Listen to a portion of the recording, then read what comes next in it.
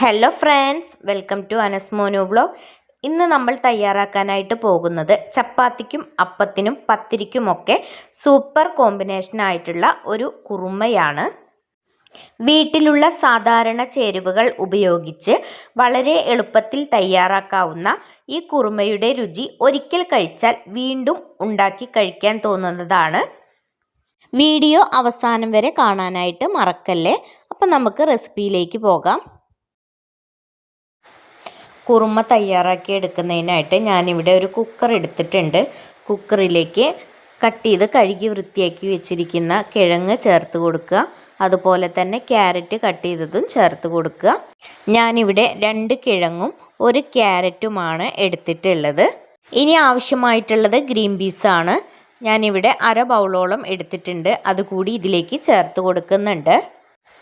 ഇനി ഒരു 1/2 ടീസ്പൂണോളം മഞ്ഞൾപ്പൊടിയും ആവശ്യത്തിന് ഉപ്പും ഇത് വേവുന്നതിന് ആവശ്യമായ വെള്ളവും ചേർത്ത് കൊടുത്തിട്ട് നമുക്കിതൊന്ന് കുക്ക് ചെയ്തെടുക്കാം.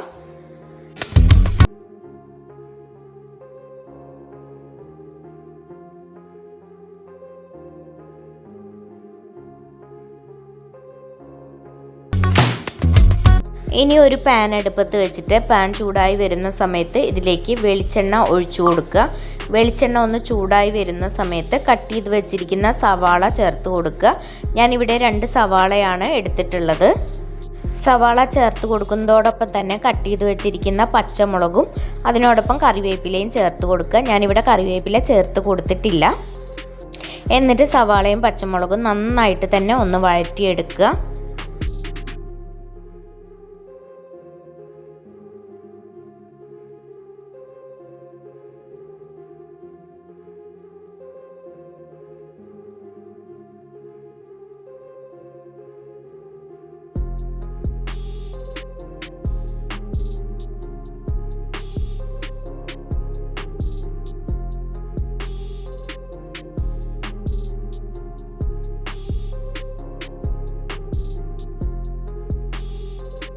സവാളയും പച്ചമുളകും നന്നായിട്ട് തന്നെ വഴന്ന് വന്നിട്ടുണ്ട്. ഈ ടൈമിൽ ഇഞ്ചി വെളുത്തുള്ളി ചതച്ച് ചേർത്ത് കൊടുക്കുക. എന്നിട്ട് ഇതിൻ്റെ പച്ചമണം മാറുന്നത് വരെ നന്നായിട്ട് തന്നെ ഒന്ന് ഇളക്കി കൊടുക്കുക. ഇഞ്ചിയുടെയും വെളുത്തുള്ളിയുടെയും പച്ചമണം മാറി വരുന്ന ടൈമിൽ ഇതിലേക്ക് ആവശ്യത്തിനുള്ള മസാലപ്പൊടികൾ ചേർത്ത് കൊടുക്കാം. ഞാനിവിടെ 1/2 ടീസ്പൂണോളം മല്ലിപ്പൊടിയും 1/2 ടീസ്പൂണോളം മഞ്ഞൾപ്പൊടിയും 1/2 ടീസ്പൂണോളം മുളക് പൊടിയും ചേർത്ത് കൊടുത്തിട്ടുണ്ട്. ഇനി ഇത് നന്നായിട്ട് തന്നെ ഒന്ന് ഇളക്കി കൊടുക്കുക. പൊടികളുടെയൊക്കെ പച്ചമണം മാറി വരുന്ന ടൈമിൽ നമ്മൾ നേരത്തെ വേവിച്ച് വെച്ചിരിക്കുന്ന കിഴങ്ങ്, ഗ്രീൻ പീസ്, ക്യാരറ്റ് എന്നിവ ഇതിലേക്ക് ചേർത്ത് കൊടുക്കുക. എന്നിട്ട് നന്നായിട്ട് തന്നെ ഒന്ന് ഇളക്കി യോജിപ്പിച്ചെടുക്കണം.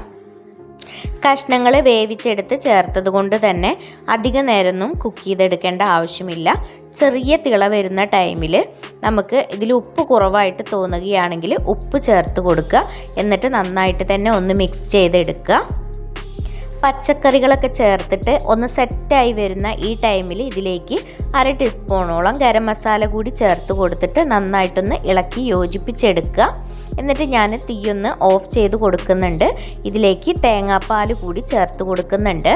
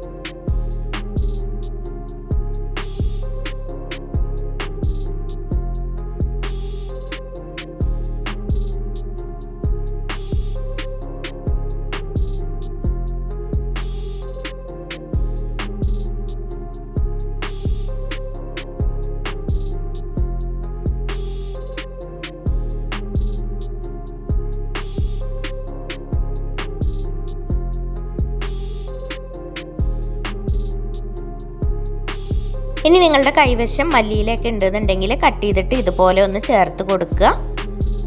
ഇന്നത്തെ റെസിപ്പി എല്ലാവർക്കും ഇഷ്ടപ്പെട്ടു എന്ന് കരുതുന്നു. ഇത്രയും നേരം വീഡിയോ കണ്ട് സപ്പോർട്ട് ചെയ്ത എല്ലാവർക്കും ഒരുപാട് നന്ദി. അടുത്ത നല്ലൊരു വീഡിയോയുമായി കാണുന്നതുവരേക്കും എല്ലാവർക്കും ബൈ.